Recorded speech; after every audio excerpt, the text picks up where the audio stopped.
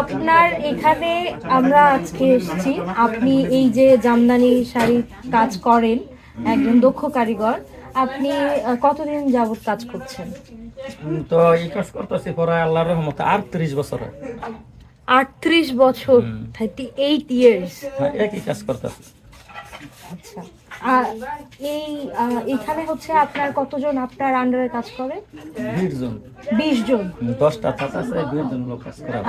আমি পাচ্ছি যে এখানে আপনার নারী যে কারিগর আছে তারাও এখানে কাজ করছে। হ্যাঁ, আমার ওয়াইফ এই কাজ করে।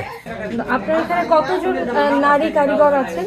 নারী কারিগর আগে ছিল প্রায় 12 জন, এখন 5 জনের মতন আছে। আচ্ছা, আগে 12 জন আছিল। মানে মেয়ে বড় হয়েছে, বিয়ে দিয়ে দিছি, হরিগোবেদ গেছে গা, মানে স্বামী স্ত্রী করে তো হ্যাঁ। তার জন্য কমছে না, আগে 12 জন ছিল। একটা প্রশ্ন সবাই করে আমাদেরকে, সেটা হচ্ছে যে জামদানি শাড়ির দাম এত বেশি কেন হয়? এত বেশি কেন হয়? মনে হয় যেন তো সবকিছুর দাম বেশি। ধরেন একটা শাড়িতে 2 জন লোক লাগে কাজ করতে, তখন ওদের মজুরিটা বাড়ছে না। আমাদের তো শাড়ির দাম দেওয়া না, আমাদেরকে মজুরি দেওয়া হয়। যেমন একটা যে শাড়িটা নিয়ে 8 দিন বানাইতে লাগে, ওই শাড়িটা আমরা যদি 12 থেকে 13 হাজার টাকা বিক্রি না করি, তাহলে ওস্তাদ খাইবো কি, সার্কিট খাইবো কি, মালিক খাইবো কি? মানে মজুরি চিন্তা ভাবনা করতে গিয়ে ওই শাড়িটার দামটা বাড়ে আর কি। তার পাশাপাশি একটা শাড়ি বানাতে আপনাদের মোটামুটি কতদিন সময় লাগে? যে শাড়িটা 13 থেকে 14 হাজার টাকা দাম, ওইটা 1 সপ্তাহ লাগে। আর যেটা 1000-5000 টাকা পাওয়া যায়, ওইটা 3 দিন লাগে। আর যত দামে যাইবো তত সময় বেশি লাগবে। কারিগরের উপর নির্ভর করবে। হ্যাঁ, ওস্তাদের উপর নির্ভরশীল আর কি। আপনি সর্বোচ্চ কত দামের শাড়ি, জামদানি শাড়ি বানিয়েছেন? আল্লাহর রহমতে আপনাকে দোয়ায় আমি 2,20,000 টাকা দামের শাড়ি বানাইছি। একটা শাড়ির দাম 2,20,000 টাকা? হ্যাঁ, বানাইছি আল্লাহর রহমতে ইনশাআল্লাহ, আপনাকে দোয়ায়। আপনার এই যে 2,20,000 টাকা সর্বোচ্চ যে শাড়িটার কথা বললেন, এটা বানাতে আপনার কতদিন লেগেছিল? এটা বানাইতে প্রায় 4 মাসের মতো সময় লাগছে। তখন আমি হেলবার আছিলাম, বায়া কাজ করে আমার ওদের সাথে। মানে এদের রেশমি সুতাটা আছে না, এই রেশমি সুতাটা হয়েছিল এই বাইনের, মানে তো অনেক চিকুন, তো বুঝছেন। আর ডিজাইনটা ছিল ইঞ্চি ফাইর ছিল, একবার ইঞ্চি ফাইর তেরছি ছিল লতা। মানে সারাদিনে সর্বোচ্চ 4 আঙ্গুল কাপড় বানানো গেছে। দুজন মিলে একটা 4 মাস শাড়ি লাগছে। 4 মাসে বানিয়েছিল, যেটার দাম ছিল 2,20,000 টাকা। এখনো আছে, এখনো 2,20,000, 3 লক্ষ টাকার শাড়ি। জামদানি শাড়ির যে নকশাটা, এটা কিভাবে করে? বা এই যে তাঁতিদের কাছে জিজ্ঞেস করলে সবসময় কাউন্টের কথা বলে, এই কাউন্ট জিনিসটা আছে? কাউন্ট জিনিসটা আসলে কি, মানে একজন তো বুঝে না, একজন একভাবে বলে। কারণ হলো যেমন এই যে সুতাটা আছে না, রেশমি সুতাটা, আসলে এটা আমরা বড়ি হিসাবে কিনে আনি, এটারই অনেকে কাউন্ট বলে, কথা বুঝছেন।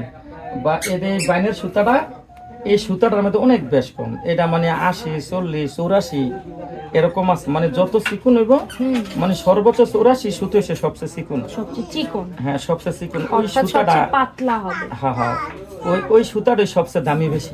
কাউন্ট নিয়ে এর আগে যখন আমি কথা বলেছিলাম, আমি সহজ কথায় কিন্তু আপনাদেরকে বলেছিলাম যে কাউন্ট দ্বারা বোঝানো হয় যে কতটা সূক্ষ্ম এবং নিপুণ কাজ করা হয়েছে।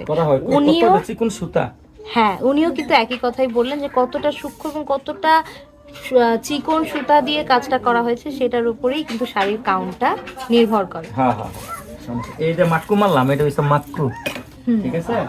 এই সুতাটা এটা বাইনে মিলাইলাম, মিলানোর পর এই যে এটার নাম হচ্ছে কান্টুর। কান্টুর, হ্যাঁ, এটার নাম কান্টুর। এটা মহিষের মাথার যে শিংটা না, ওইটা তো তৈরি হয়। মহিষের মাথার শিং হ্যাঁ দিয়ে? হ্যাঁ, বা এটা হাতির হাড়গুলি আছে না, এই হাতির হাড়গুলি এটা তৈরি হয়।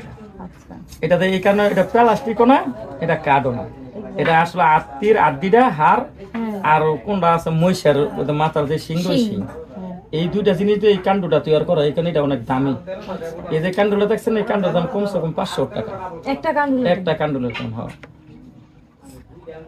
এইটাতে আমরা ডিজাইনটা তুলি, মানে পুরা নকশি, চট্টপথের নকশি হোক, আমরা এটাতে তুলতে পারি যে কোনো, মানে আপনার চেহারা সুতো তুলে লাইতে পারবেন, এটা দিয়া কোনো বিষয় না।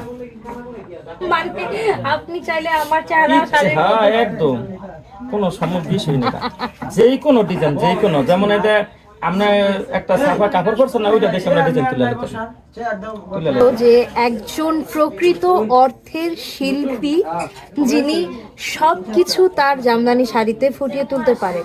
আপনার যে কোনো ডিজাইন, যে কোনো যে কোনো নকশা, যে কোনো ছবি বা যে কোনো কিছু আপনি চাইলেই কিন্তু আপনার শাড়িতে ফুটিয়ে তুলতে পারবেন, এমন দক্ষ একজন কারিগর থাকতে হবে তার জন্য।